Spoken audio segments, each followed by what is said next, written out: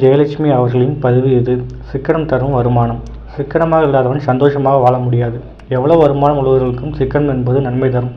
இதிலென பெரிதாக செலவாகிடப் போகிறது என்று நாம் நினைக்கும் விஷயங்கள் தான் பெரும்பாலும் செலவுகளை இழுத்து வைக்கும். சிறுதுளி பெருவெள்ளம் என்பது சேமிப்புக்கு மட்டுமல்ல, செலவுக்கும் பொருந்தும். பணம் செலவு செய்ததை எழுதி வைக்க வேண்டும். செலவு செய்வது தேவைதானா என்று சிந்தித்து பார்க்க வேண்டும். வரவுக்குள் செலவை நிறுத்த வேண்டும். இது குடும்ப அமைதியை காக்கும். வீண் செலவுகள் குடும்ப அமைதியை சீர்குலைக்கும். சிக்கனம் அவமானம் அல்ல. எலி வலையானாலும் தனி வலையாக இருக்க வேண்டும் என்பதற்கு இணங்க ஒவ்வொருவருக்கும் அவரவர் சக்திக்கேற்ற வீடு கட்டாயம் இருக்க வேண்டும். நாளுக்கு நாள் வீட்டு வாடகை அதிகமாகிக் கொண்டே வருவதால் சொந்த வீடு இருந்தால் வாடகை பணம் மிச்சமாகும்.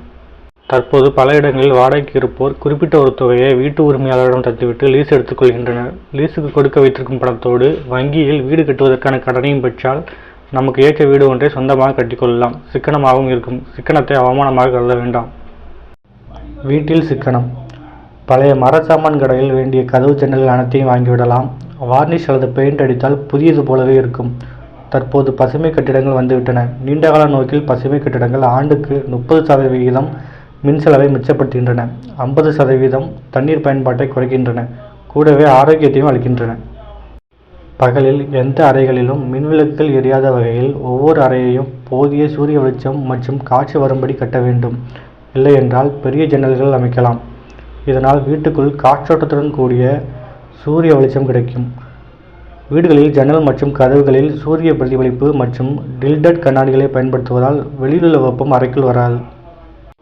இதனால் அதிக நேரம் ஏசி, மின்விசிறி போன்றவற்றை இயக்க வேண்டிய தேவையில்லை. ஏசி இருந்தால் அதன் ஏர் ஃபில்டரை மாதம் ஒரு முறையாவது சுத்தம் செய்ய வேண்டும் அல்லது மாற்றிவிட வேண்டும். கூரைகளில் தெர்மாக்கோல், மரப்பலகை போன்றவற்றால் பால் சீலிங் செய்தால் அதிக வெப்பம் இறங்காது. வீட்டை சுற்றிலும் அழகிய செடி கொடிகள், மூலிகைகள் வைத்தால் போதும். சுத்தமான காட்சி கிடைப்பதுடன் வீடு அழகாக தோன்றும். மின்சாதனங்களில் கவனம் வேண்டும். சாதாரணமான பல்புகளை மாற்றிவிட்டு குறைவான மின்சாரத்தை பயன்படுத்தும் CLF அல்லது காம்பாக்ட் ஃப்ளூரசன்ட் விளக்குகளை பொருத்த வேண்டும். இது சாதாரண பல்புகளை விட 20% மின்சாரத்தை குறைவாக எடுத்துக்கொண்டு அதே நேரத்தில் 10 மடங்கு கூடுதலாக உழைக்கும். ஆரி சன்ஸ்வர்ட் என்பவர், சிக்கனம் என்பது பணத்தை எவ்வளவு குறைவாக செலவிடுகிறார்கள் என்பதை பொறுத்ததல்ல, அதை எவ்வளவு உபயோகமாக செலவிடுகிறார்கள் என்பதே ஆகும் என்கிறார். சூரிய ஒளி விளக்குகளையும் சூரிய ஒளி மின்சாரத்தையும் பயன்படுத்தினால் மின்கட்டணத்தில் 80% வரை குறைவு ஏற்படும். உதாரணம், தண்ணீர் சுட வைப்பதற்கு சூரிய சக்தியை பயன்படுத்தலாம். நடைபாதை மற்றும் பொதுவாக உபயோகிக்கும் இடங்களில் ஆட்கள் நடமாட்டம் இருக்கும்போது மட்டும் எரியும் வகையிலான விளக்குகள் உள்ளன. டிம்மர் மற்றும் டைமர் விளக்குகளை பொருத்துவதன் மூலம் மின்சார செலவை அதிக அளவில் குறைக்கலாம்.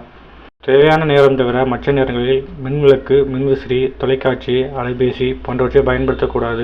தேவையான நேரத்தில் மட்டும் பயன்படுத்தி மின்சாரத்தை சிக்கனப்படுத்தலாம். வீட்டை விட்டு வெளியேறும்போது அனைத்து விளக்குகளையும் மின் உபகரணங்களையும் அணைக்க மறக்கக்கூடாது. எப்போதாவது பயன்படுத்தும் மின் உபகரணங்களின் பிளக்கை மாட்டியே வைத்திருக்கக்கூடாது. புதிதாக மின் உபகரணங்கள் வாங்கும்போது அவை மின்சக்தியை சேமிக்கும் திறன் பெற்றவையா என்பதை எனர்ஜி ஸ்டோர் லேபிளை பார்த்து வாங்க வேண்டும். மின்சக்தியை அதிகமாக இழுக்கும் பழைய மின் உபகரணங்களுக்கு பதிலாக புதியவற்றை வாங்க வேண்டும். குளிர்சாதன பெட்டியை அதிக நேரம் திறந்து வைக்காமலும் விரியை திறந்து வைக்காமலும் அடிக்கடி திறக்காமலும் இருக்க வேண்டும். இதனால் மின்சாரம் மிச்சமாகும். தண்ணீர் சிக்கனம். தண்ணீர் புழங்கும் சமையலறைக்கு அருகிலேயே குளியலறை, கழிவறை போன்றவற்றை அமைப்பதால் பிளம்பிங் செலவு குறையும். சமையலறைக்கு மாடுலர் கிச்சன் போன்றவை செலவு அதிகரிக்கும் என்பதால் கடப்பாக்கற்களை நம் தேவைக்கேற்ப வடிவமைக்கலாம்.